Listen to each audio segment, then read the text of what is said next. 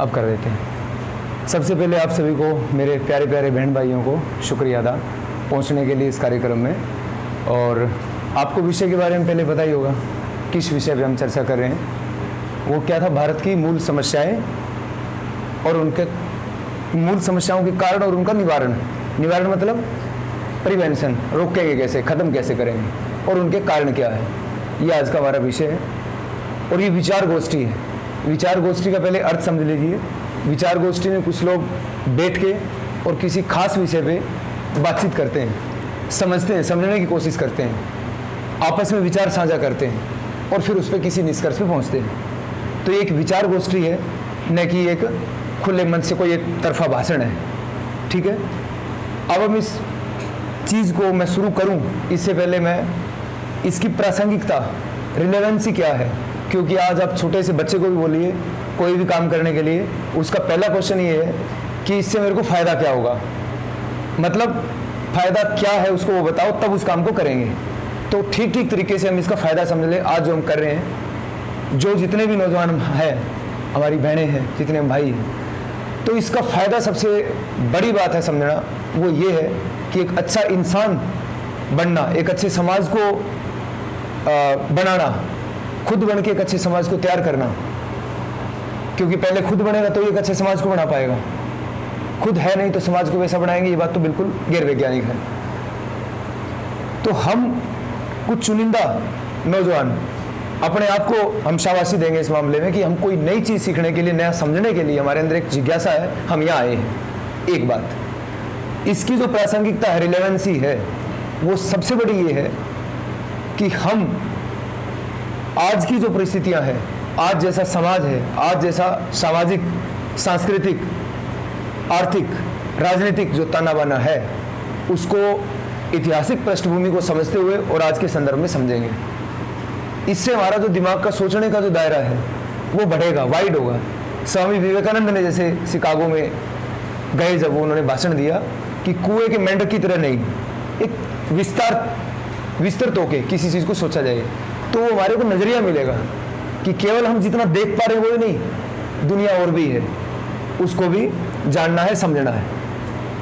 इसीलिए हम थोड़ा सा देश की समस्याओं को समझ सके और उनके निवारण भी, आखिरकार हम भावी देश का भविष्य है, तो हमारे को उनका निवारण भी करना है, प्रिवेंशन भी करना है।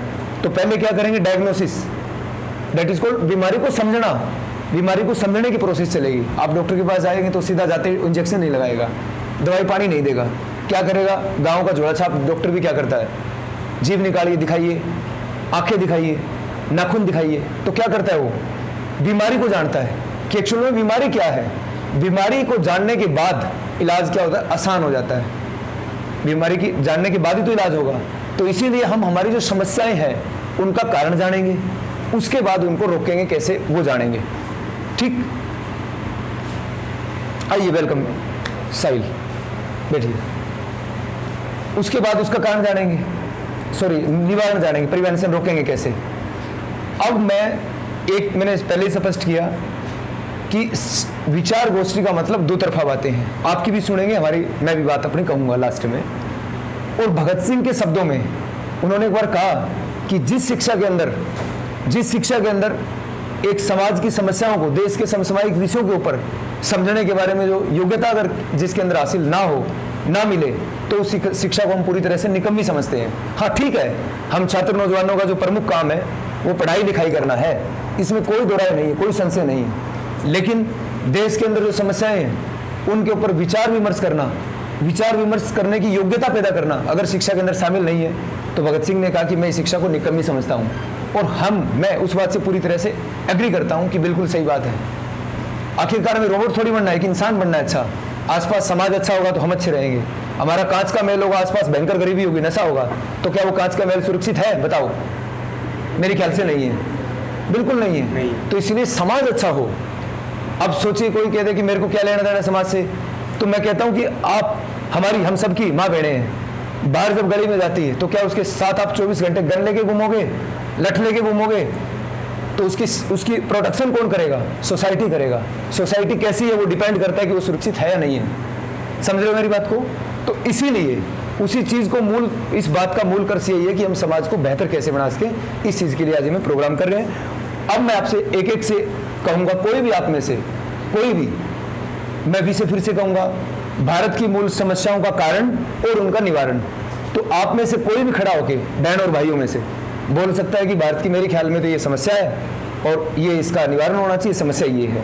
जो भी आप बोलना चाहे खुले दिल से बोले, मैं आपको सुनूंगा। अगली जितनी भी मिनट आप लेना चाहोगे पहले मैं आपको सुनूंगा, उसके बाद में मेरी बात कहूँगा। Yes, take your time.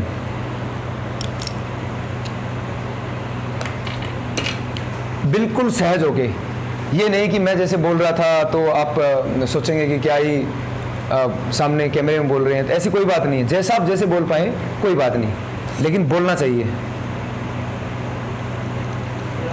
मेरे मायने में तो ऐसा है कि जो पास कर रहे हैं तो पॉलिसीज और में है, यस, तो उसका निवारण होना चाहिए, क्योंकि 8वीं तक तो सारे बच्चे पास हो जाते हैं। यस, 9वीं में आती है समस्या कि आगे 9th क्लास कैसे पास की जाए, और 9th क्लास में फेल होने के बाद उनको कुछ समझ नहीं आता 10वीं करें या ना करें। तो या तो वो गाँव में होते हैं या वो ऑटो मार्केट में होते हैं। यस, अगर ऑटो मार्केट में होते हैं तो वो बेसिकली काम ही सीख रहे हैं, अगर वो गाँव में है तो नशा ही कर रहे हैं। गुड तो पॉइंट। ये समस्या है। और दूसरी जो नेचुरल पॉलिसी है वो बिल्कुल गलत है, क्योंकि अगर किसी जगह पर एक व्यक्ति भी है ना पढ़ने वाला, तो उसके लिए पूरे टीचर होने चाहिए। यस, इसमें ये कोई थिंक नहीं कि 15 बच्चे कम हो गए उसको बंद कर दिया जाए, उसको मर्ज कर दिया जाए, बिल्कुल गलत है। Good point. Closer and merger लिख लेते हैं, ओके, ठीक है। कोई और जो भी समस्याएं हो, आपको जो नजर आए कि यार ऐसी समस्या है, गांव के लेवल पे हो सकती है ना, जरूरी नहीं है कि आप देश की समस्या की बात करो। देश भी तो, गांव भी तो देश में ही है, is a part of, integral part of country, okay. So आप इसको बोल सकते हैं, कोई दिक्कत नहीं है। यस, बोलिए दीपक, कोई भी बोलिए। भैया मेरे को तो ये समस्या लगी, अब बोल दो खुले दिल से, चाहे वो कोई, ये नहीं सोचना।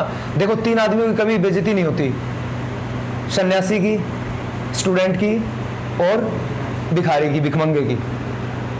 तो ये लोग जिस दिन बेइज्जती मान लेंगे ना अपनी बात, भाई मेरी बेइज्जती होगी, तो ये कामयाब कभी भी नहीं होंगे। इसीलिए थोड़ी देर के मूर्ख होना अच्छी बात है, हमारे टीचर बोलते थे, बजाय जिंदगी भर मूर्ख रहने के। तो कोई भी ऐसी बात है उसको खड़ा होकर बेधड़क बोलिए। ऐसा नहीं सोचना है कि दूसरा क्या सोच रहा होगा मेरे बारे में, मेरा परसेप्शन मेरे को जज करेगा इस बात से, नो प्रॉब्लम। आप अपनी बात को कहें। यस, मनीष भी बोल सकता है, राहुल, बलविंदर, प्रद्युमन, मंजू, सीमा, सोनिया, रवि, साहिल।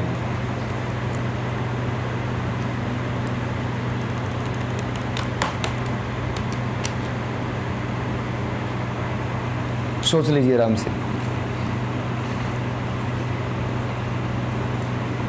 मेरा एक समस्या ये भी है कि जो मिडिल क्लास फैमिली से हैं या एससी कैटेगरी में आ रहे हैं, उनको मतलब बैकग्राउंड तो ऐसा है ही, लोग ज़्यादा रिच नहीं है या अमीर नहीं है, तो इस कारण से कुछ ऐसा, पहले तो वो दबे हुए हैं ही हैं, और दूसरा उनको शिक्षा के बारे में कुछ इतनी जानकारी भी नहीं है, तो इसलिए बच्चे काफ़ी टाइम से दबे रहे हैं, तो दबे ही जा रहे हैं।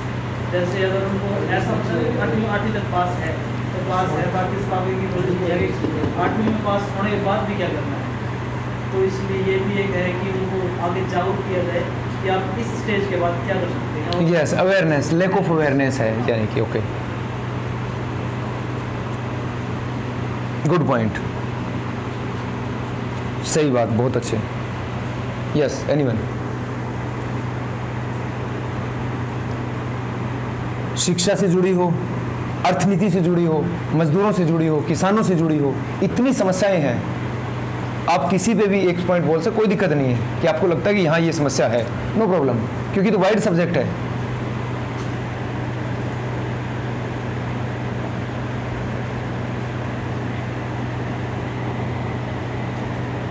आप ऐसा महसूस मत कर लेना कि दोबारा नहीं फंसेंगे। देखो बैठ रहा है, पूछ रहा है क्या क्या बोलेंगे, बोलने के बाद, ठीक है, आराम से रहे, सहज रहे, नॉर्मल रहे, कोई बात नहीं, चलता है। मेरे को ये डर भी है कहीं अगली बार आए ही ना एक भी यूँ कह दे कि यार वहाँ तो जाके वो पूछेगा, बता भाई, ऐसा नहीं हो, है एकदम भाईचारे से, बहनचारे से, कोई बात नहीं, अब आराम से बताएं। ना पता तो खुल के, जैसे घर में बतलाते हैं ना, वैसे आप बात करें। विचार गोष्ठी का मायने ये है नहीं तो फिर ये भाषण हो जाएगा बड़ा वाला, वो हम नहीं करना चाहते। मैं नहीं चाहता कि वैसा हो। मनीष बोलिए। हाँ, खड़ा हो तो ध्यान से होना, ऊपर देखना कभी लग जाए स्लेब। हाँ,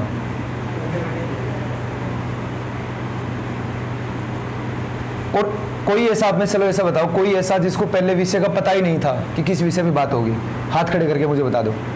1 2 3 4, बाकी सभी को पता था। 4 के लिए तो छूट है, कोई बात नहीं, बाकी सबको पता था। थोड़ा थोड़ा बताएंगे तो अच्छा रहेगा।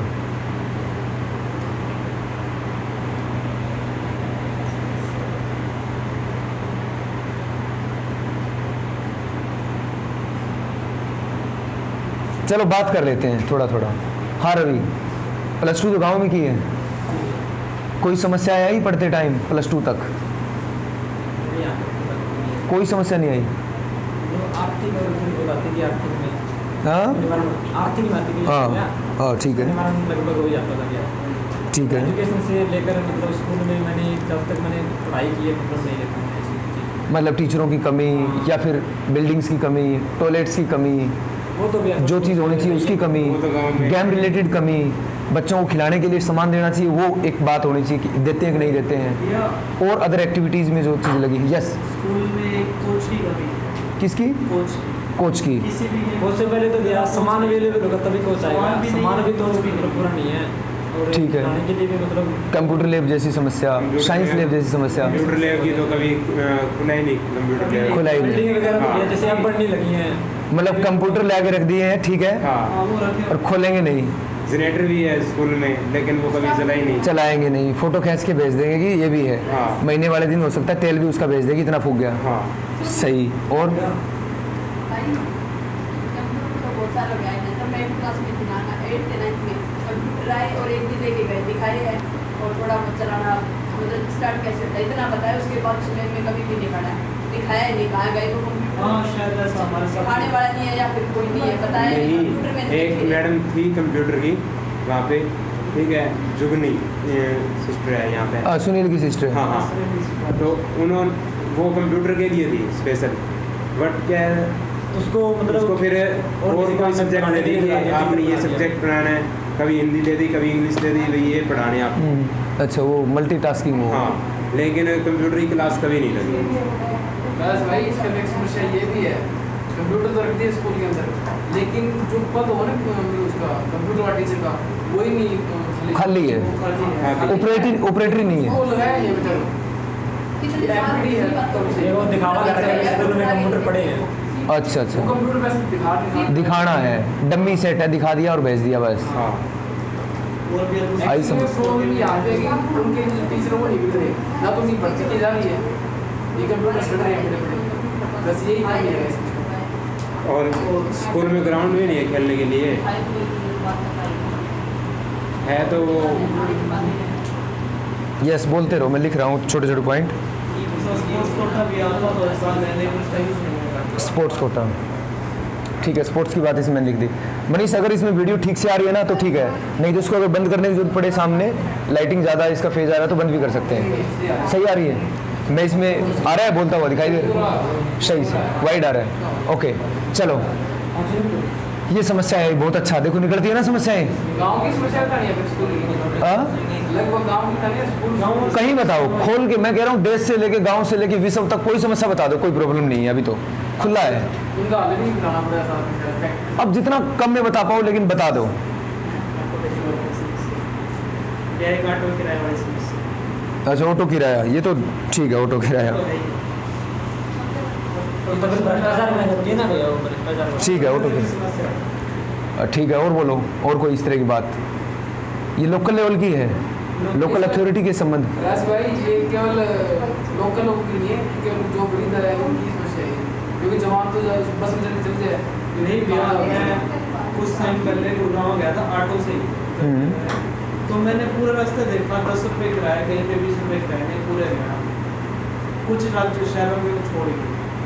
तो मेरे को तो लग रही है कि ये बड़ी समस्या है, इसको सॉल्व किया जा सकता। ठीक है, इस पर बात करेंगे। वो प्रधान है, उससे बातचीत हो सकती है। ठीक है, बेसिक से सोनिया। से भी है वो कोई समस्या है स्कूल लेवल पे, कोई देखी हो इस तरह की समस्या? कोई समस्या नहीं है ना? जैसे बेसिक शिक्षा सीमा? के अंदर वो नहीं है। जैसे बेसिक शिक्षा के अंदर 5वीं का बोर्ड और 8th 10th इनके जैसे कोई बोर्ड नई शिक्षा नीति में तो है, जैसे 10वीं का अब जैसे ख़त्म कर रखा है, तो उसको जैसे कह रहे हैं कि 10वीं का भी आएगा नहीं, उसमें डिस्कशन चल रही है, उस हिसाब से भी होना चाहिए 10वीं का, और 5वीं का भी हो तो रिजल्ट होगा। ठीक है। साहिल? सबसे बड़े तो भैया अपने पेरेंट्स की थोड़ी मोटी कमी है इसके अंदर। मतलब सरकारी स्कूल में ज़्यादातर पेरेंट्स एडमिशन करवाते हैं, उनको भत्ता मिलेगा, मतलब इंसेंटिव पैसे मिलेंगे, ज़्यादातर का यही है। उसकी होती है मतलब आर्थिक मजबूरी की, मतलब प्राइवेट में नहीं करवा सकते, लेकिन ज़्यादातर का क्या होता है कि इंसेंटिव मिलेगा, ठीक है। और मतलब अगर पीटीएम रखती किसी टीचर ने कि हाँ इस हिसाब से, मतलब जैसे ज़्यादा दंड होता है 15 अगस्त या 26 जनवरी को, एक ही दिन होता है साल में कि मतलब आइए और डिस्कस करेंगे हम आपका बच्चा कैसा है, अच्छा है या नहीं है। लेकिन वो उस दिन भी क्या सोचते हैं कि एक दिन की दिहाड़ी टूटेगी, क्या बोलेंगे, एक दिन की दिहाड़ी टूटेगी, लेकिन वो नहीं समझ रहे कि तेरी जीवन भर की पूंजी कमाई है वो ख़त्म हो रही है। यस, असली संपत्ति अपनी औलाद को समझना चाहिए, वो नहीं समझ रहे। उल्टा वो एक तात्विक लेवल पे जो हो सकता है बस। मतलब एक दिन की दिहाड़ी कितनी हुई है, 400 से 1000 हो जाएगी ज़्यादा से ज़्यादा। यस। लेकिन आप एक दिन जाओ, महीने में एक दिन चले जाओ, मैं ये नहीं कह रहा कि मतलब 2 दिन जाओ लगातार जाओ, महीने में एक दिन जाओ, पता करो कि हाँ भाई क्या कुछ हिसाब किताब चल रहा है। ठीक है। और कुछ किसी के मन में है शंका? हो गया? और आप ये 5वीं और 8वीं का बोर्ड हो जाए ना तो बहुत अच्छा हो जाएगा। कितने आदमी समर्थन करते हैं भैया? हाँ, नींद की बिल्कुल कमजोर है, और सबसे मेन मोटिव पहली से 8वीं तक पास करना रोक बिना रोक टोक पास करने वाला मतलब है ना भाई, यही बढ़ावा दे रहा है प्राइवेट स्कूल को। यस, बहुत अच्छी बात है। प्राइवेट स्कूल में आपने जो मिले तो क्योंकि उसमें क्या जो भी कहा? मतलब थोड़ा मोटा जानता है एजुकेशन को, तो वो सोचेगा पहली से 8वीं तक तो कोई सीखेगा ही नहीं। आधार ही नहीं है, छत बना दोगे क्या होगा? क्या पढ़ा रहे हैं उसमें सरकारी में? जब 9th क्लास में आके बच्चा NR ABCD सीख रहा है, तो क्या फायदा भाई। प्राइवेट स्कूल में यस। ये इसमें एक वो है जो यूनिट टेस्ट वाला प्रोसेस होगा, हाँ? यूनिट टेस्ट वाला प्रोसेस, हाँ, यूनिट टेस्ट। लेके आते हैं वो प्रोसेस तो ठीक है, लेकिन जब तक गांव से उसको कोई चेक ही नहीं करेगा तो हमें क्या पता उसके यूनिट टेस्ट हो भी रहे हैं या नहीं हो रहे। नहीं हो रहे हैं, ठीक है। वो अंधेरी नगरी है, हाँ, देरी नगरी चौपट वाला है। चौपट राज। हाँ, तो उसके लिए अपने वो अलग से एसोसिएशन बना सकते हैं ताकि उसमें चेक किया जाए मंथली टेस्ट हो रहे हैं या नहीं हो रहे, तो ये कार्य रह सकता है चुनाव के। ठीक है, चलो हो गया लगभग संपन्न। हाँ, ठीक है मनीष, इसको एक लेवल तक इसको कट कर दे, दोबारा से मैं मेरी बात शुरू करूँगा, नई वीडियो शुरू कर देना, ठीक है? एडिट हो जीरो। अच्छा ठीक है, एडिट हो जाएगी। अच्छा, मैंने जो आपकी लगभग बातें सुनी उसमें मेरे समझ में जो आई बात, ग्रामीण लेवल पे, क्योंकि हम तो गांव में ही ज़्यादा हमने समय बिताया, लगभग कोई गया होगा बाहर दूसरी जगह जिसने देश की समस्याओं को जाना पढ़ा इस तरह से, मौका ही नहीं मिला होगा, अपॉर्चुनिटी नहीं मिली होगी। तो मैं स्पष्ट कर दूं, हमारा जो टॉपिक है ना, भारत की समस्याओं के मूल कारण और उनका निवारण, ये सब्जेक्ट, ये विषय इतना वाइड है कि इस पे आप बोलो लगातार तो 24 घंटे बोल जाओ, ये समस्या ये ख़त्म नहीं होने वाला। क्यों? क्योंकि मजदूरों की अपनी समस्याएं, आप जाओगे मजदूरों पे तो आपको बात करनी पड़ेगी मजदूरों ने जो आज तक अधिकार प्राप्त किए वो, और पूरे की पूरे लेबर लॉ और लेबर कोड जो आए अभी नए जो बनाए तोड़ के, उनकी पूरी डिस्कशन करोगे। मजदूरों को किस तरह से मजदूरों के ऊपर एट्रोसिटी, अत्याचार हो रहा है, उसको आप समझोगे, वो एक बात।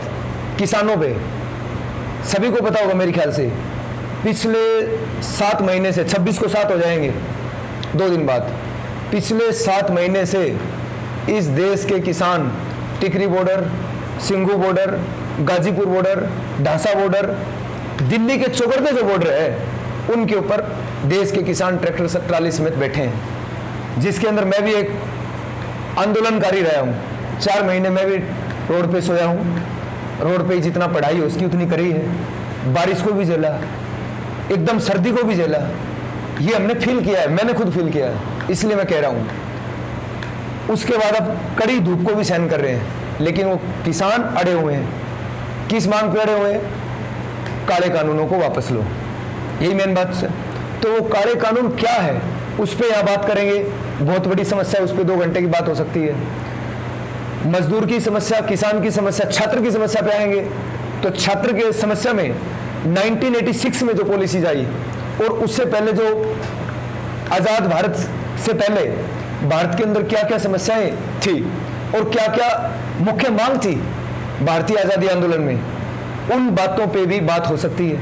उसके बाद फिर 1980 मतलब पोस्ट इंडिपेंडेंट, स्वतंत्रता मिलने के बाद 47 के बाद शिक्षा के अंदर क्या क्या सुधार रिफॉर्म्स किए गए।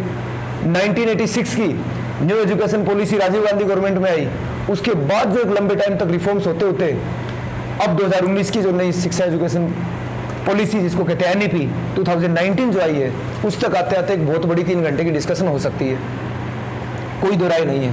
महिलाओं की एक अपनी समस्या है, सांस्कृतिक नैतिक पतन, मूल्यबोध का खत्म होना, समाज के अंदर एक जो घोर स्वार्थगर्जी, आत्म केंद्रित, सेल्फ सेंटर्ड, ये जो चीजें आ रही है, इस पे अगर बात करेंगे, नैतिक पतन किस तरह से हो रहा है समाज के अंदर, नशा और दूसरी चीजें, इन पे बात करोगे तो 2 घंटा इसमें बात हो सकती है।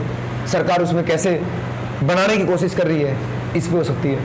अभी मैंने जो बताया कि इन सारी समस्याओं पे अगर डिस्कशन करेंगे तो इस पे हमारा जो लेक्चर है वो बहुत ज्यादा लंबा चला जाएगा। तो क्या करें, इसको हम पार्ट में करेंगे, शॉर्ट पार्ट में। आज हमारे पास तो पर्टिकुलर टाइम है, टाइम क्या हुआ अभी? 6:45 मान लेते हैं। हमारे पास ओनली बची है 45 मिनट। 45 मिनट में जो कवर कर सकते हैं वो करेंगे। हम आज कंक्लूड करें क्योंकि अब स्टूडेंट है सारे, तो स्टूडेंट से जुड़ी हुई जो बातें अभी आप कह रहे थे उसमें मैं आऊंगा। अब हम बात करेंगे कि शिक्षा जगत में जो समस्याएं हैं उन पे हम इस 45 मिनट में, नेक्स्ट 45 मिनट बात करेंगे। मैं बात को शुरू करता हूं थोड़ा सा आजादी आंदोलन से पहले हम जाएंगे शिक्षा की व्यवस्था क्या थी और शिक्षा की मांग क्या थी। ठीक, थोड़ा सा सुन लेना, कंसेंस चेतना अपने लगा के आप पूरे मामले को समझ जाएंगे। आजादी आंदोलन से पहले भारत में 3 तरह की समस्याएं थी शिक्षा के क्षेत्र में। कितनी? 3। और 3 ही समस्याएं, तो मांग कितनी उठेगी? 3 उठेगी। भाई इन तीनों समस्याओं को खत्म हो, उसके लिए छात्र लड़े, महिलाएं, देश का हर वर्ग लड़ा शिक्षा की उन समस्याओं को खत्म करने के लिए। पहली जो समस्या थी इस देश के अंदर वो ये थी कि शिक्षा का जो उद्देश्य है वो एक इंसान को इंसान ना बना के, एक अच्छा इंसान ना बना के क्या बनाते थे? रोबोट। ताकि इंसान का रंग, कलर तो दिखने में कड़ा हो लेकिन उसका दिल, दिमाग किन के लिए काम करे? अंग्रेजों के लिए काम करे, अंग्रेजों के हित में काम करे। आप में से किस किस ने सुनी है लॉर्ड मैकॉले की शिक्षा नीति? सुनी होगी, है एक आदमी सुनी होगी, सुनी है, एक ने सुनी है। क्या थी वो मैकॉले की नीति? उसमें आऊंगा। तो वो नीति का साफ साफ मकसद था कि दिखने में तो काला हो लेकिन अंदर से क्या हो? अंग्रेज हो, अंग्रेजों के लिए काम करे। कलर की एजुकेशन, कागज पीटने तक की एजुकेशन, अपनी समझ जिसके अंदर ना हो, ऐसा एजुकेशन हम देंगे। ये पहली समस्या थी। तो पहली समस्या थी तो पहली मांग क्या उठी, जिसको रविंद्रनाथ टैगोर ने, ईश्वर चंद्र विद्यासागर ने और स्वामी विवेकानंद जैसे लोगों ने इनको उठाते रहे। क्या मांग थी? कि इंसान बनाने के लायक शिक्षा सबसे पहले देश के अंदर मिले, हर नागरिक को मिले, जिससे कि इंसान पैदा हो, न कि रोबोट पैदा हो। समझ रहे हो कंसेप्ट? क्लियर? पहली समस्या। दूसरी समस्या जो थी वो थी हमारी मुट्ठी भर जो लोग हैं, मिडिल क्लास जो लोग हैं ना, अभी भी जाओ देखो अपने माँ बाप के से पूछ के देखो कितने पढ़े हो, तो वो क्या कहेंगे? अरे वो शिक्षा का माहौल ही नहीं था जी। हमारे टाइम में तो क्या था ना, कोई पूछता ही नहीं था शिक्षा विक्षा का और ले ही नहीं सकते थे। भयंकर गरीबी में उनका टाइम बीता। जो माँ बाप 75 के बाद के हैं, 84-85 तक के भी है, मैंने देखा उनको ज़्यादा शिक्षा नहीं मिली है। 5, 7, 8 पढ़ा तो पढ़ा कोई, नहीं तो 0। रीज़न? क्योंकि वो असर तो आज़ादी आंदोलन का था, वो उस तक था। क्या था असर? कि उस टाइम मिडिल जो क्लास था, मध्यवर्गीय, जिनके पास, मिडिल क्लास में कौन आज के दिन माने तो जिसके पास एक कार है, छोटा मोटा जुगाड़ है, ठीक ठाक उसका चल जाता है मामला, उस तक वो शिक्षा सीमित थी। महिलाओं का तो कहना क्या, दूर दूर तक नहीं थी, लेकिन थी थोड़ी बहुत तो मिडिल क्लास में। अब दूसरी समस्या ये आन पड़ी कि देश के अंदर भयंकर गरीबी है, भयंकर शोषण है अंग्रेजों का।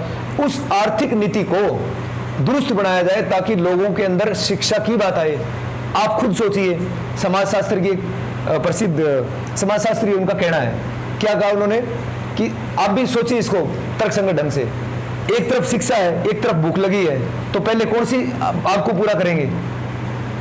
बताओ, ऑनेस्टली बताओ। शिक्षा लेनी है तो भाई पढ़ने जाएगा, एक तरफ घर में भूख है, आटा नहीं है खाने के लिए, तो क्या चीज जरूरी है सबसे पहले? आटा। Yes, very good. तो पहली चीज क्या जरूरी है? भूख मिटे। भूख वाली लड़ाई को तो समाप्त करें, फिर बाद में जाएंगे शिक्षा की तरफ। ये वेरी बेसिक चीज है, एकदम छोटी सी बात है। अरे भूख वाली लड़ाई से लड़ेंगे, शिक्षा कैसे ले लोगे आप? तो पहले स्वास्थ्य की बात आती है। तो पहली बात थी कि हमारी देश के अंदर गरीबी को खत्म करा जाए, ताकि लोग शिक्षा विस्तृत हो, स्कूल कॉलेज यूनिवर्सिटीज का प्रसार हो, प्रसार हो, और ज्यादा से ज्यादा संख्या में हो, ताकि कोई भी देश का नागरिक शिक्षा से वंचित न रह सके। ये दूसरी मांग। तीसरी मांग क्या थी? शिक्षा को बढ़ाए। मान लो हम जो किताबें पढ़ते हैं, सिलेबस पढ़ते हैं, उस शिक्षा को नौकरशाह बनाए, सरकार के कुछ चुने हुए लोग बनाए कि हम बच्चों को ये पढ़ाएंगे जी। तो ये क्या सही है? मेरे ख्याल से सही नहीं है। और किसी भी कॉमन सेंस का आदमी कहेगा वो क्यों बनाएगा? तो कौन बनाएंगे? बनाएंगे शिक्षा नीति वो, शिक्षा के ऊपर बात करेंगे वो, सिलेबस बनाएंगे वो जिनका शिक्षा से जुड़ा वास्ता रहा है। समझ रहे हो बात को? एक आदमी के पास बहुत पैसा हो सकता है, अमीर है, मान सकते हैं, लेकिन क्या वो कलम चला के शिक्षा ये पढ़ाएंगे कह सकता है? नहीं कह सकता। तो कौन कहेगा? जिसका शिक्षा के क्षेत्र में अनुभव हो। अनुभव किसका होता है? प्रोफेसर का, एक लंबा अनुभव, यूनिवर्सिटीज के वाइस चांसलर का, शिक्षाविदों का, जिसका एक गहरा संबंध रहा हो। उन लोगों का काम है शिक्षा बनाना, शिक्षा के बारे में पॉलिसीज बनाना, सिलेबस में बच्चों को क्या पढ़ाया जाए क्या ना पढ़ाया जाए ये तय करना। लेकिन उस टाइम क्या था? नौकरशाह तय करते थे, क्योंकि उनको तो गुलाम चाहिए थे। इसीलिए तीसरी जो सबसे बड़ी समस्या थी वो थी उन नौकरशाहों से शिक्षा का उनके शिकंजे से बाहर निकालना, ताकि इंडिपेंडेंट शिक्षाविद जो लोग हैं वो शिक्षा में डाल सके कि बच्चों को क्या पढ़ाया जाना चाहिए। तीन बातें, तीन समस्याएं समझ में आई मोटी मोटी। एक, इंसान तैयार करना मकसद था, न कि रोबोट। नंबर 2, कुछ मुट्ठी भर लोगों तक सीमित थी शिक्षा, वो सभी तक ले जाना। नंबर 3 क्या है? बताओ कोई। शाबाश, शिक्षा नीति। यस, नौकरशाही के चंगुल से बाहर निकालना। ये 3 समस्याएं थी। अब हम एक एक करके आते हैं। पहली बात तो शिक्षा की रिलेवेंसी से समझ लीजिए। शिक्षा का मतलब, मैं इस बात को 2 बार कहूंगा, शिक्षा का मतलब नौकरशाह और नौकर पैदा करना, केवल नौकरशाह और नौकर पैदा करना नहीं है। शिक्षा का मतलब है, मकसद है, उद्देश्य होना चाहिए, दिमाग और दिल को जिंदा करना, रैशनल माइंड पैदा करना। रैशनल मतलब विवेकशील, क्वेश्चन करना, उसके अंदर सामर्थ्य पैदा हो। कोई गलत बात है उसके खिलाफ वो क्वेश्चन करे, ना समझ में आए तो उस पर क्वेश्चन करे। ऐसा माइंड तैयार करना, ये शिक्षा का मकसद होना चाहिए। इमैनुअल कांट एक विद्वान रहे, क्या कहा शिक्षा के बारे में? समस्त ज्ञान इंद्रियों से शुरू होके, इंद्रियों से शुरू होता हुआ समझदारी की तरफ बढ़ता है, और समझदारी से ऊपर है तर्क, आर्गुमेंट, उससे ऊपर कुछ नहीं है। Isn't it? ये उन्होंने कहा। सीधा सीधा मतलब कि आपके अंदर आर्गुमेंट करने की पावर हो। अभी क्या है ना, शिक्षा का मकसद पूरी तरह से नौकरशाह पैदा करना है। आज देखिए बोलबाला आप सभी नौजवान जानते हैं, माँ बाप भी क्या कहते हैं घर पे, कर ले कुछ नौकरी की तैयारी, नौकरी नौकरी नौकरी नौकरी। उनको केवल एक दिमाग में रट्टा लगा हुआ, नौकरी। मैं उनकी गलती नहीं है उनकी, मैं उस पर आऊंगा, क्यों है वो चीजें बाद में आऊंगा, लेकिन फिलहाल नौकरी नौकरी नौकरी नौकरी। तो क्या केवल नौकरी शिक्षा का मकसद है बनाना? नौकरी बनाना मकसद है? बिल्कुल नहीं। ये आज के दिन ऐसा हो गया है। तो शिक्षा का मतलब चेतना को, कॉन्सेंस को ऊंचा उठाना। अब शिक्षा जब जिसकी ऊंची होगी, आप ये बताइए कि जो आदमी शिक्षित होगा, क्या वो गलत चीज के खिलाफ, गलत चीज को वो आंख मूंद के सहन करेगा? नहीं करेगा। सवाल पूछेगा ये यूं क्यों है? समझ रहे हो? सवाल करने की उसके अंदर योग्यता पैदा होगी। अनपढ़ होगा क्या होगा? जी पता ही नहीं जी, जैसे कर लो, जैसे उसका अंगूठा लगवा लो, जैसे मर्जी उसको लेके देके उसका कुछ भी नाम करवा लो अपने। ऐसी घटनाएं तो आपने देखी है। शिक्षित होगा वो समझदारी से काम लेगा, सवाल पूछेगा। तो सवाल पूछने की योग्यता पैदा करना, तर्कसंगत दिमाग बनाना, ये शिक्षा का सीधा सीधा मकसद है। पहली बात। अब आज के संदर्भ में हम बात करेंगे कि ये तीनों समस्याओं को, जो शिक्षा को करना चाहिए था, सरकारों को जो करना चाहिए था वो ना करके बिल्कुल उल्टा काम करा गया, सरकारों ने करा। मैं उसके एक प्रमाण दूंगा। सन 1986 से बात शुरू होती है। 1986 में एक NEP, new education policy. New education policy का मीन्स होता है कि देश के अंदर कैसी शिक्षा व्यवस्था रहेगी, उसका एक खाका खींच देना, कैसे पढ़ाया जाएगा। राजीव गांधी सरकार थी, उन्होंने न्यू एजुकेशन पॉलिसी 86 लेके आए। क्या लेके आए? एकदम बेसिक बात समझ लीजिए। उन्होंने साफ साफ कहा कि हम और सामान बेचते हैं, दूसरा मटेरियल बेचते हैं, उसके लिए बड़ा उद्योग, मशीनें लगानी पड़ेगी, बिजली का कनेक्शन लेना पड़ेगा, लेकिन शिक्षा का बाजार ऐसा बाजार है जो कभी फैल नहीं जाएगा। क्यों? क्योंकि हर घर में बच्चा है। ऐसा नहीं कि किसानों के लिए दवाइयों की जरूरत, हर घर में बच्चा है तो बच्चा पढ़ने आएगा। पढ़ने के लिए बिल्डिंग खड़ी करनी है आपको, उसके अंदर बहुत बड़ा कुछ लगाना नहीं है, वो बिल्डिंग दूसरे काम में भी ली जा सकती है, फेल हो जाए तो इसीलिए शिक्षा को पहली बार मार्केट के अंदर लाने का काम किया तो उस नीति ने किया। एक गांठ मार के रख लीजिए इस बात को। कहां ले आई? उसको बाजार में ले आई, मार्केट में ले आई। शिक्षा खरीद फरोख्त की वस्तु होगी। पेन कितने का? 5 रुपए का, ले जा। इससे ज्यादा बढ़िया चाहिए, ले जा। क्या शिक्षा ऐसी चीज होनी चाहिए? नहीं होनी चाहिए। समान रूप से सबको मिले। पहली बात तो सभी को समान रूप से मिले। ये तो महात्मा गांधी जैसे लोगों ने कहा, ठीक है हमारे वैचारिक मतभेद उनसे है, लेकिन ये बात कही कि एजुकेशन जैसे सूर्य का प्रकाश सभी को मिलता है, उस तरह से सभी को एजुकेशन मिले। बिल्कुल सही बात है, क्यों ना मिले। हर किसी ने तो कहा शिक्षा सभी को मिले, लेकिन हुआ क्या? उल्टा। शिक्षा 2 भागों में डिवाइड। एक वर्ग को अलग एजुकेशन, लुटियंस जोन के जो लोग हैं, मिडिल क्लास, पैसा कर देने वाले लोग, उनके लिए अलग एजुकेशन की व्यवस्था, और गरीब लोगों के लिए अलग व्यवस्था। ये 2 मेड की एजुकेशन, डिस्क्रिमिनेशन, गरीबी और अमीरी की बेस पे शिक्षा के अंदर पहली बार इंट्रोड्यूस होता है। ठीक, उसके बाद लंबा एक कड़ी चलती है। 92 में 1992 के बाद ग्लोबलाइजेशन के दौर में फिर क्या उसके अंदर बदलाव हुआ, वो एक बात है। मैं उस पर सभी भी नहीं जाऊंगा टाइम की कमी के कारण। फिर अटल बिहारी वाजपेयी गवर्नमेंट में 2002 में फिर ये एक दिन अच्छा सा आर्टिकल आया था इस पे न्यूज़पेपर में कि किस तरह से वो एंट्रेंस एग्जाम का कंसेप्ट ले आए स्कूल यूनिवर्सिटी के अंदर।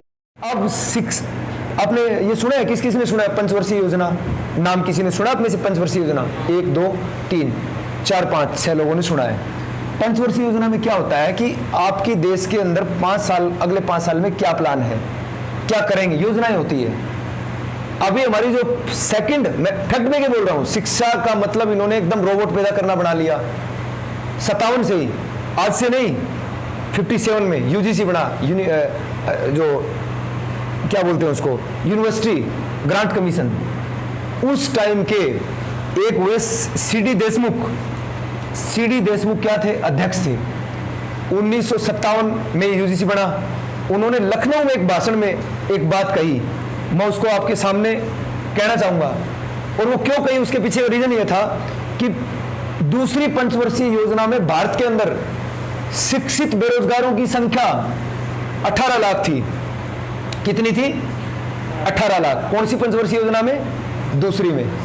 तीसरी में बढ़ के हो जाती है 25 लाख, 7 लाख बढ़ जाती है एक साल के अंदर। किन की संख्या? शिक्षित बेरोजगारों की संख्या। अनपढ़ बेरोजगार से तो सरकार को डर नहीं है। क्यों? अनपढ़ है, बोलेगा नहीं, सवाल नहीं पूछेगा, अरे है तो है, क्या हो गया, अनपढ़ खुद मान लेगा मैं इसके लायक नहीं हूं। लेकिन जो शिक्षित होगा, आप और मैं जैसे PhD करेंगे कल को और नौकरी नहीं मिलेगी, तो क्या हम सवाल नहीं करेंगे? करेंगे। इसीलिए CD देशमुख ने, अध्यक्ष ने, UGC के अध्यक्ष ने कहा लखनऊ कॉन्फ्रेंस में, we want to restrict education in order to minimise the number of educated unemployed. क्या मतलब हुआ? हमारे को शिक्षा को संकुचित करना है। किस लिए? ताकि शिक्षित बेरोजगारों की संख्या को कम किया जा सके। यह CD देशमुख की स्टेटमेंट है। आप सर्च मार लेना, देख लेना। CD देशमुख साफ कह रहे हैं। ठीक है, इसका मतलब क्या है कि अब जो दूसरी पंचवर्षीय में जो 18 लाख है वो 25 हो गए, आगे वाले में 36 हो जाए, हो सकता है।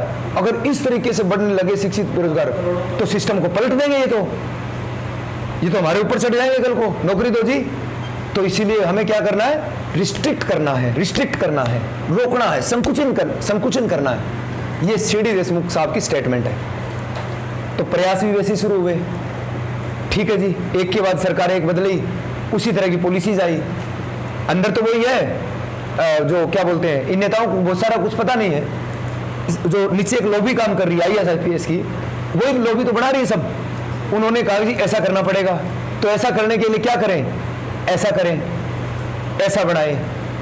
अब आती है सीधा सीधा, मैं इनको स्किप करते हुए क्योंकि टाइम थोड़ा और रह रहा है, मैं आता हूं सीधा सीधा 2009 पे। सबसे बड़ा जो घातक हमला होता है शिक्षा के ऊपर, सन 2009 में एक बिल आता है। उस बिल में लेके आते हैं सर्व शिक्षा अभियान लेके आएंगे जी। कांग्रेस की गवर्नमेंट होती है, क्या करेंगे जी, इसके अंदर जी बच्चों को मिड डे मील देंगे। मिड डे मील, दोपहर का भोजन। तो क्या होगा इससे, इससे बच्चे स्कूल में बढ़ेंगे, आएंगे, गरीब बच्चों को दोपहर का खाना मिलेगा जी, तो बच्चे ज्यादा आएंगे, तो साक्षरता दर बढ़ेगी, भारत शिक्षित होगा। 0 से 14 साल तक बच्चे को फ्री एजुकेशन का राइट कर दिया जी। लोगों ने वाह वाह क्या बात है, फूले नहीं समाये। लेकिन और क्या कर दिया, 1 से 8 तक किसी भी बच्चे को फेल नहीं करेंगे। That is called no detention policy. 1 से 8 तक बेरोक-टोक पास फेल नीति। ठीक है, ले आओ। शायद ये 2010 के अप्रैल में वो पारित हो जाता है। ठीक, बिल था वो इनेक्ट हो जाता है, कानून बन जाता है। अब कानून बनने के बाद पूरे देश में लागू हो गया। लागू हो जाता है तो उसमें क्या होता है, आपने देखा होगा, मैंने तो छोटे भाई को देखा है, गया टिफिन लेके भिखमंगे की तरह डाल के अपना टिफिन उसके अंदर। एक दिन तो मैंने चेक किया अपने गांव के स्कूल में, बाहर खड़ा हो गए, मैंने कहा ये चक्कर क्या है, बच्चे जा रहे हैं, बैग के अंदर तो लग रहा है कि कुछ किताबें कम है, कुछ और सामान ज्यादा है। तो मैंने देखा तो क्या क्या था, ज्यादातर के बैग में, बस्ते में किताबें थी ही नहीं, एक आध थी कोई फटी पुरानी। तो क्या था, एक तो टिफिन, एक चम्मच, वो चम्मच भी थी नहीं कईयों के, एक टिफिन मिलेगा, एक कट्टा मिलेगा, बस ये है स्कूल नो डिटेंशन पॉलिसी। कट्टा बोले तो बोरी, टाट पट्टी बिछाने के लिए वहां बैठ जाए, क्योंकि वो भी स्कूल में होंगे नहीं एक्चुअल में। टीचर बोलते हैं कि लेके आया करो घर से। अरे मैंने कहा ये तो बहुत खूबसूरत बात, ये तो अच्छी एजुकेशन मिल रही है। अब वो लेके जाए, एक दिन मैंने देखा कि सामान, वो जो मिड डे मील का भोजन है वो देते कैसे हैं।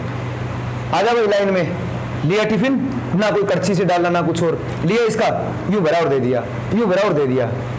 मैंने कहा कमाल की बात है, जानवरों जैसा सलूक, ये है तरीका। कितनी बार कीड़े पाए गए, कितनी बार छिपकलियां गिर गई, 100 तरह की चीजें घटनाएं हमने देखी मिड डे मील में। यस, उसी से उनके बच्चों में वही नेचर आ जाता है, वैसे जानवर। हाँ बस वो वैसा ही, वो वैसे गधे बन गए, बिल्कुल पशु बन गए। क्योंकि आदमी जब पैदा होता है, ना ही तो वो सोशल है ना ही अनसोशल है, न्यूट्रल है। उसके बाद में सोशलाइजेशन की प्रोसेस होती है, उसमें वो कुछ बढ़ता है, उसी में उनको वैसा सिखाया गया तो वैसे माइंड बनेंगे। अब 1 से 8 तक कोई उनके दिमाग में ऐसा है ही नहीं कि एजुकेशन नाम की कोई चीज है।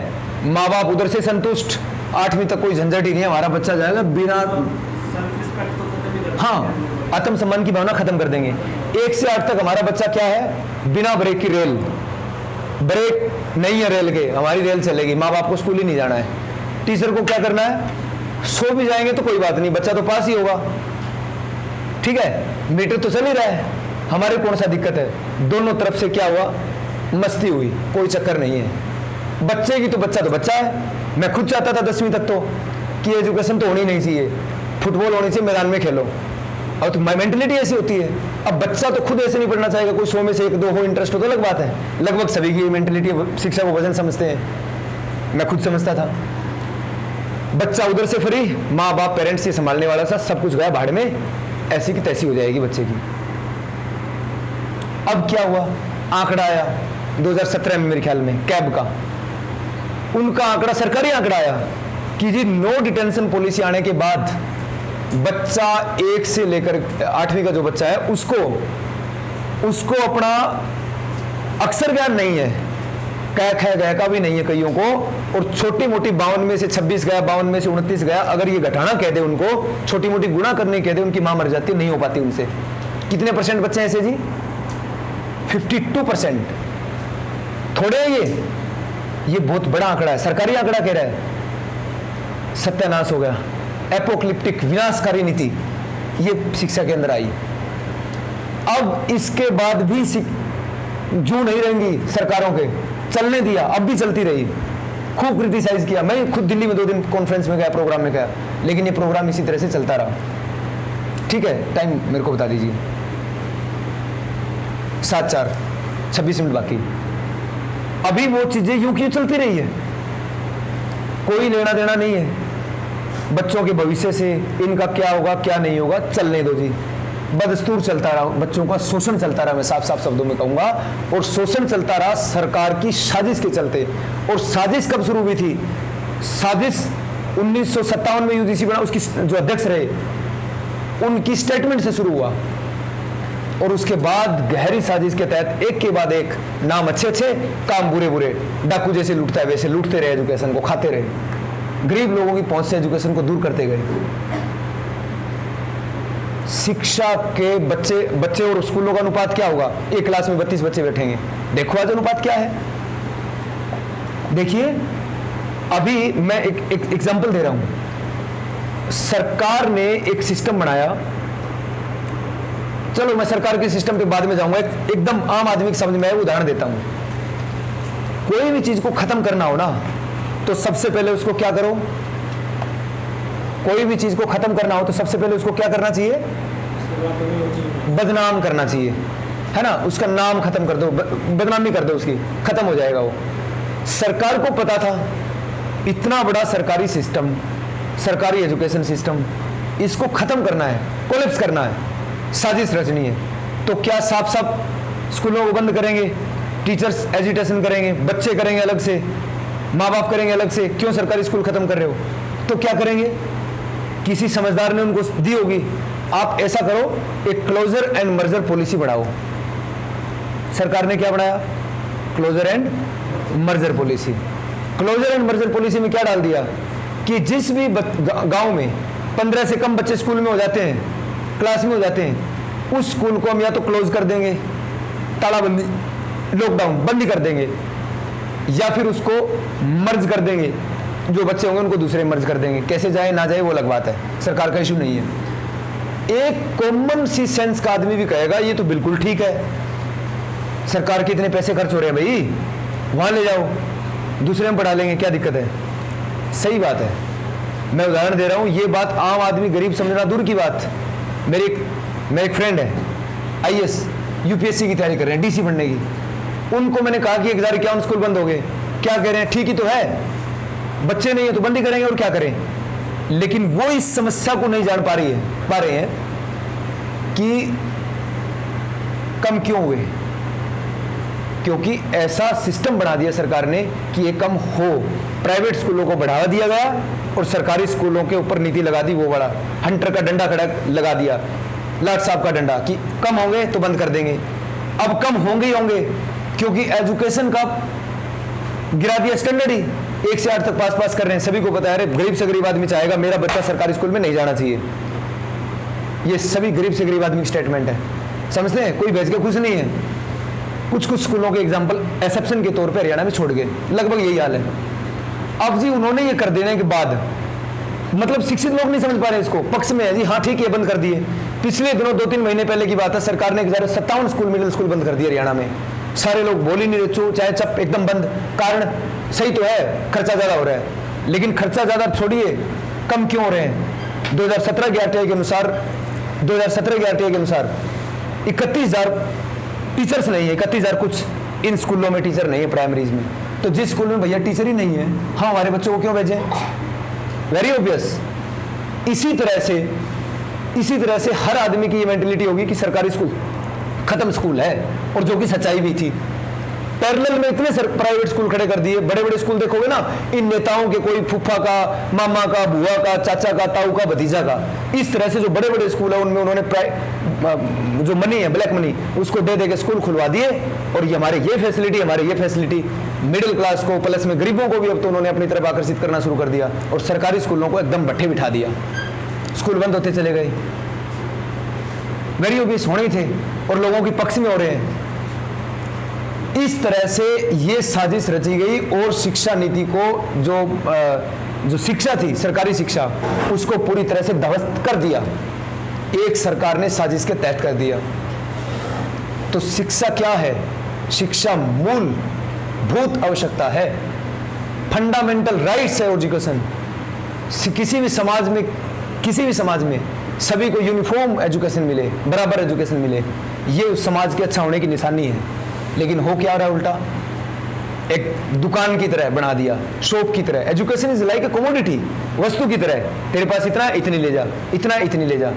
शुगर पे देख लो, नजर फैला के कितने प्राइवेट स्कूल, कितने प्राइवेट स्कूल, कितने प्राइवेट इंस्टीट्यूट, कितने प्राइवेट इंस्टीट्यूट, कोई अंदाजा नहीं है।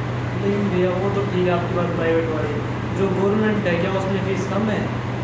मान लो कोई डॉक्टर बनना चाहता है 2-3 लाख तो फीस है ही उसकी। फीस है, सरकारी स्कूलों में फीस नॉमिनल है, छोड़ दिया जाए, ज्यादा नहीं है, नॉमिनल फीस है। आज भी देखो 9वीं में एडमिशन कराया था बच्चे कल परसों, 230 रुपए लगे थे, सरकारी फीस है। नहीं मैं आगे की बात कर रहा हूँ। हाँ आगे यस यस, प्राइवेट एजुकेशन की, ठीक है। प्राइवेट एजुकेशन में देखो कितना भयंकर फीस है। फीस क्या कहेंगे, साफ साफ लूट कहेंगे, खुली लूट है। अभी मैं आपको बताता हूं शिक्षा का फ्री होना क्यों जरूरी है। आप सवाल कर सकते हैं कि राजेश भाई आप कह रहे हैं शिक्षा फ्री हो, ऐसे तो फिर सभी को मिल जाएगी। पहली बात, शिक्षा क्या, मैं इस बात कह रहा हूं कि शिक्षा का फ्री होना क्यों जरूरी है। पहली बात, क्या शिक्षा किसी अडानी अवानी या किसी अमीर आदमी के मां की कोख से पैदा हुई थी? नहीं हुई। शिक्षा कैसे पैदा हुई? एक एक आदमी की कुर्बानी से।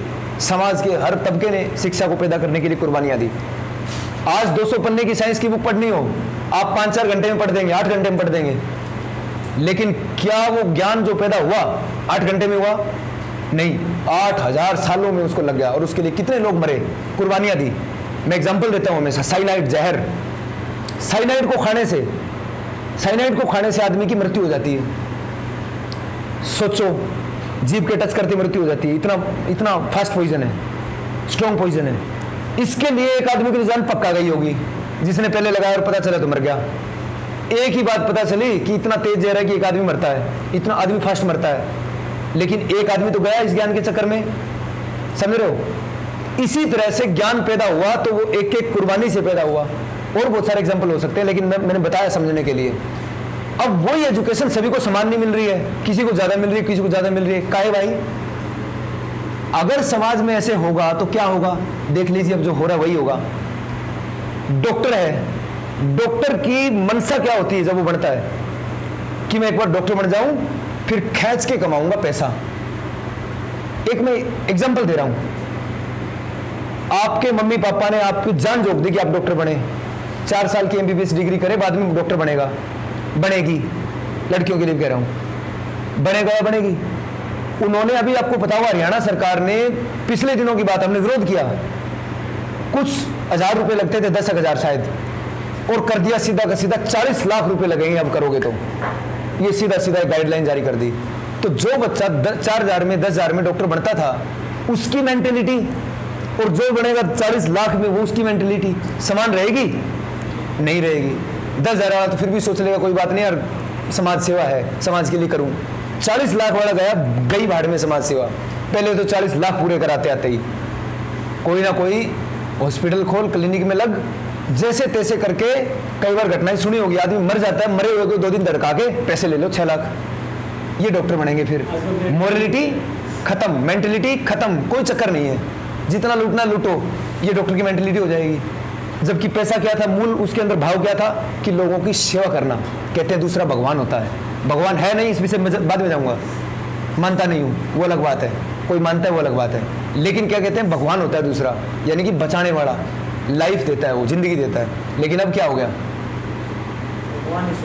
भगवान सर प्राइवेट हॉस्पिटल में बच जाए तो जी हमने किया है, 8 लाख लगेंगे, हमने बचाया जी, मर जाए मालिक की मर्जी। मरा हुआ मालिक के नाम डेड बॉडी, जिंदा हुआ अपने नाम, पैसे लेने हैं ना, इसलिए। कुल मिला के सारी मोरलिटी खत्म हो जाती है। जो पैसे लगा के डॉक्टर बनेगा वो पैसे कमाएगा भी, यस कोई बात नहीं, वो पैसे कमाएगा भी, वेरी ऑब्वियस। अब जी ये सारा का सारा सिस्टम तंत्र खड़ा कर दिया। इसीलिए एक अच्छा इंसान बनाने के लिए मैं आपको एग्जांपल दूंगा। क्यूबा एक कंट्री है, क्यूबा अमेरिका की जड़ में, यहाँ से 14,700 किलोमीटर लाइक है शायद। उस देश के अंदर अभी कोरोना काल में पूरा का पूरा सिस्टम ध्वस्त है, जिनके पास बड़े बड़े परमाणु, महाशक्ति, ये शक्ति, अमेरिका, हमारे बच्चे कई बार बोलते हैं अमेरिका के पास ये तूफान है, ये तोहफा है, ये गोला है, ये परमाणु है, इतने परमाणु, उतने परमाणु है, सब मर रहे हैं, तरस तोड़े हैं। लेकिन एक देश छोटा सा क्यूबा, उसके अंदर न केवल लोग अपने बचे हुए हैं, बल्कि उसके डॉक्टरों की टीम दूसरे देशों में जा रही है सेवा करने के लिए, सर्व करने के लिए, सोसाइटी को कुछ भला कर सके। रीजन, क्योंकि वहाँ जो डॉक्टर बनता है वो डॉक्टर बनाता है सरकार, समाज के पैसे से बनता है, और उसके मूल में छिपी होती है सेवा। न कि कोठी, बंगले, कार, कोठी के ऊपर फिर कोठी, ये नहीं। उसके मूल में क्या है कि मैं समाज के लिए बनाऊं, समाज ने मेरे को डॉक्टर बनाया है, समाज की सेवा करना मेरा फर्ज है, जितनी मेरी एबिलिटी उतना मेरे को मिल रहा है, मेरे बच्चों को शिक्षा मिल रही है फ्री, इलाज मिल रहा है फ्री। अरे काहे को इतना कमाए यार, खुश रहेंगे आराम से, शाम को पार्क में जाएंगे, घूमेंगे, क्या दिक्कत है। लेकिन इस वाली सिस्टम में क्या है, रात दिन गधों की तरह खूब कमाओ पिटो। अगर मैं इतना समझा पाया, मेरे ख्याल से मैंने पूरी कोशिश की, आप समझ पाए होंगे कि शिक्षा फ्री इसलिए जरूरी है ताकि समाज को दुरुस्त अच्छा बनाया जा सके, अच्छा बनाया जा सके। कुछ तो हिसाब बनाया है बढ़िया वाला। कोई बात नहीं, अब चल रहा है ना। यस, तो शिक्षा को जहां होना चाहिए फ्री, शिक्षा को होना चाहिए फॉर ऑल, वो है संकुचित। गरीब के लिए अलग, अमीर के लिए अलग, पैसा देने वाले के अलग, पैसा ना देने वाले के अलग। हम गरीबों ने कौन से पाप करे हैं? अरे देश को बनाया, देश की बिल्डिंग को खड़ा करा। स्वामी विवेकानंद के कोट को मैं कहना चाहूंगा। स्वामी विवेकानंद ने कहा क्या कहा? बोले इस देश के वो लोग जिन्होंने बड़ी बड़ी यूनिवर्सिटियां खड़ी करी, कॉलेजेस खड़े किए, अपने कॉमन सेंस से सोचो, छोड़ो स्वामी विवेकानंद को। जिस आदमी ने, जिस मजदूर ने, गरीब ने जिन यूनिवर्सिटियों को, जिन स्कूलों को बनाया, उनमें आज भी उन गरीबों के बच्चे उनके दरवाजे तक नहीं जा सकते ज्यादातर। कमाल की बात है यार, हमने अपना खून बहाया, पसीना बहाया, रात दिन काम करी, कमर तोड़ मेहनत करी, अपना सब कुछ खपाया, बड़ी बड़ी दीवारें खड़ी की, बड़े महल खड़े किए, यूनिवर्सिटियां बनाई, सुंदर बनाया, बाहर निकाल दिया उसके बाद। लेकिन मेरे बच्चे उस स्कूल के दरवाजे तक नहीं जा पाएंगे, यूनिवर्सिटी उसके अंदर नहीं जा पाएगी, यूनिवर्सिटी में बच्चा नहीं जा पाएगा। ये है देश की एजुकेशन व्यवस्था आज।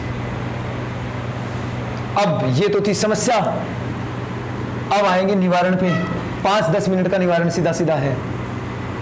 पहली बात तो एक गांठ मार लीजिए, शिक्षा का मतलब नौकरशाही पैदा करना नहीं है। नौकरी और शिक्षा का गहरा संबंध नहीं है। ठीक है, नौकरी होगी उस हिसाब से, शिक्षा होगी उस हिसाब से नौकरी मिले, लेकिन इतना गहरा नहीं जितना आप समझ बैठे हैं कि हर पढ़े लिखे को नौकरी मिले। नौकरी किसको कैसे मिलेगी? नौकरी का संबंध देश की अर्थनीति से, अर्थव्यवस्था से। इकोनॉमिक सिस्टम कैसा है? क्या इकोनॉमिक सिस्टम ऐसा है 24 घंटे में 12 घंटे काम करना है? 12 घंटे अगर काम करना पड़ेगा, 24 में कितने मजदूर चाहिएंगे?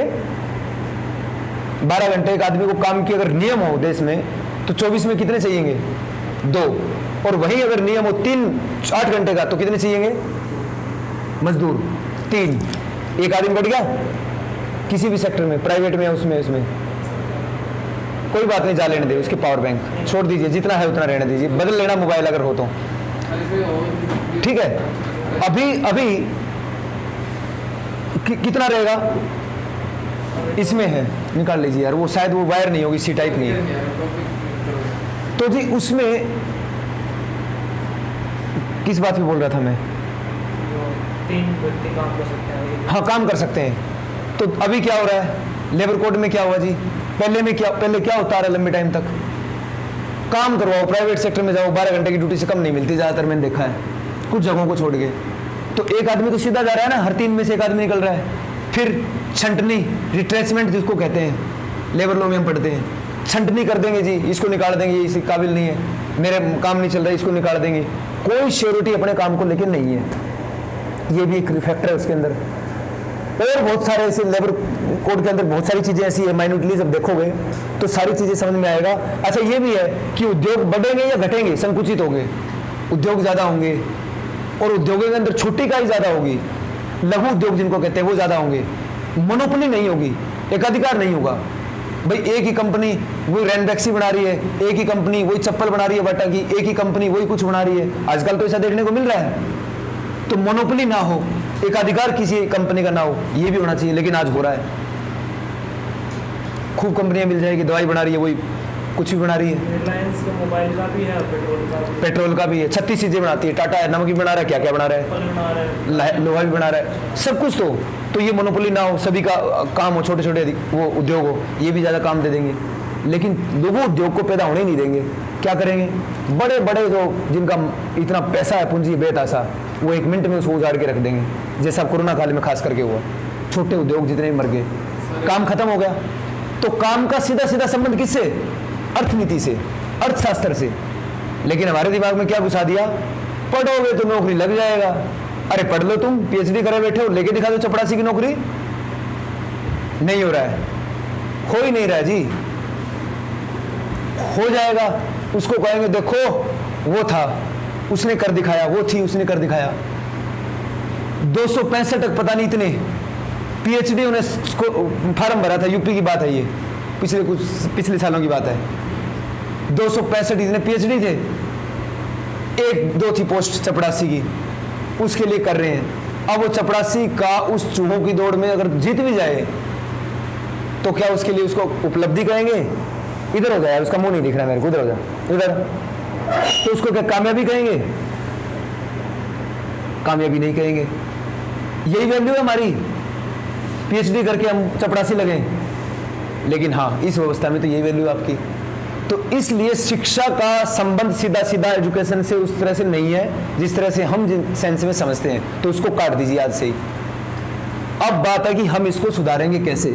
सुधारने के लिए सबसे पहली बात है अवेयरनेस, लोगों के अंदर जागृति जाए। आप गांव के लेवल पे, ग्रामीण लेवल पे, आपको मैं साफ साफ कह देता हूं, अब तक जो चला चला, अब स्कूल के अंदर आगे सरपंच कोई बने कोई ना बने, लेकिन हम लोग आपकी ताकत से, SBSL शहीद भगत सिंह लाइब्रेरी टीम पूरे प्रयास में है, पूरी गिद्ध दृष्टि है, पत्ता भी नहीं लेगा। अगर कोई बकवास करेगा टीचर, खाएगा उस स्कूल को और गांव का कोई आदमी, तो उसके साथ वैसा ही सलूक किया जाएगा जैसा होना चाहिए। ठीक, हम सब मिलके लाइब्रेरी नहीं है, लाइब्रेरी खुलवाएंगे। कंप्यूटर सिस्टम है, दुरुस्त नहीं है, दुरुस्त करवाएंगे। स्मार्ट स्क्रीन पड़ी हुई उनको लगवाएंगे। दीवारें ऊंची नहीं है, दीवारें ऊंची होने की मांग रखेंगे। दरवाजा रोक के हम बैठ जाएंगे, खोलेंगे नहीं, कार को अंदर नहीं जाने देंगे किसी टीचर की। क्यों नहीं जाने देंगे जी? पहले काम करो, भूखे मर जाएंगे नहीं तो। ये वाली सेंस अहिंसात्मक तरीके से है ना। 50 अगर यूथ बैठ जाए, मेरी बहनें बैठ जाए, आप बैठ जाओ, हिम्मत है किसी की? ऐसे ऐसे पोस्टर छपा के क्लोज, आपके लिए बंद है दरवाजे। तो गांव के किसी भी चौधरी की हिम्मत है? बोल दे। किसी लुटेरे की हिम्मत है लूट ले? नहीं लूट सकता। एकता में बल है। एक ये लगे, कोई असर नहीं। एक ये लगे, असर है कि नहीं है? ये एक था, ये 5 थे, तो ये लगना चाहिए। ठीक, मजबूती के साथ उस स्कूल को आज खड़ा करेंगे। हमने जो झेल लिया, हमारी बच्चों ने जो अब पहले जो चले गए स्टूडेंट्स, उन्होंने जो झेला, लेकिन अब से उसको बहुत मजबूत हम बनाने का काम करेंगे। हम सब मिलके करेंगे। करोगे मेरे साथ मिलके काम?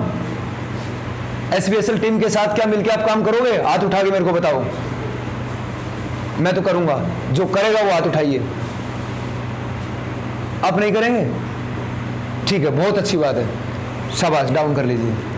हम सब मिलके उस स्कूल को अच्छा बनाएंगे, ये गारंटी है। और आपको किसी भी पर्सनल इस तरह से दिक्कत आती है ना, ग्रामीण लेवल की मैं बात पे आ गया, नीतियां तो जिम्मेवार है ही, लेकिन पर्सनल लेवल पे हम क्या कर सकते हैं वो हम करेंगे। जैसे बता मेरे यार सुदामा रे जिसने गाना गाया, वो स्कूल कौन सा है? सांगी। उस गांव में घर घर पर्चे बांट रहा था मैं, मेरे को प्यास लग गई, और भी दोस्त थे मेरे साथ। उस प्यास के टाइम में स्कूल में घुसते ही, ए कौन है, बाहर निकल, चपरासी का उधर से आया। अरे कौन है भाई? कह रहे स्कूल में घुसना अलाउड नहीं है। क्यों जी? क्यों अंकल जी?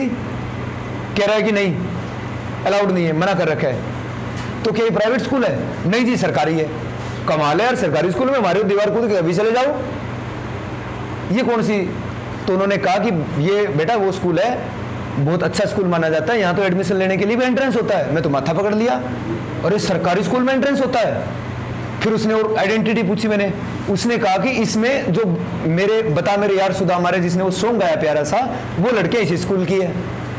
तो मेरी और रिस्पेक्ट हुई स्कूल के प्रति। अरे वाह, 10-10 गांव के बच्चे उसमें एंट्रेंस देने आते हैं, वो भी तो सरकारी स्कूल है। वो महेंद्र सिंह हुड्डा का गांव सांगी रोहतक का, मैं खुद देखा वहां सिस्टम, गांव के किसी आदमी से पता किया ऐसा सिस्टम है। लेकिन यहां अब क्या हो रहा है? सत्यानाश। इस सत्यानाश को बर्दाश्त करोगे? नहीं करेंगे, नहीं करेंगे। जिंदा कौमें 5 साल इंतजार नहीं करती, मुर्दा करती है। इसलिए जिंदा दिमाग, जिंदी चेतना से गांव के स्कूल को गांव की स्कूल से जुड़ी समस्या को हम नहीं छोड़ेंगे, ये बात गारंटी मार लेना। और दूसरी समस्या उस बाद में आएंगे। आज से ये मान के चलना है कि स्कूल अपने अंडर है और स्कूल को एक बहुत बेहतर हम बनाएंगे। ठीक, अभी मैं मेरी बात को लास्ट कहते हुए इसी बात पे कंक्लूड कर रहा हूं, पानी भी पीना है, नहीं तो बर्फ इसमें ज़्यादा घुल जाएगी और मेरे को बर्फ पीना नहीं है।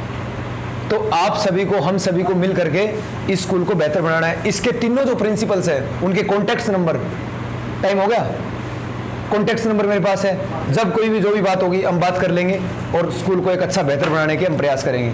आप इसमें मेरा सहयोग देंगे।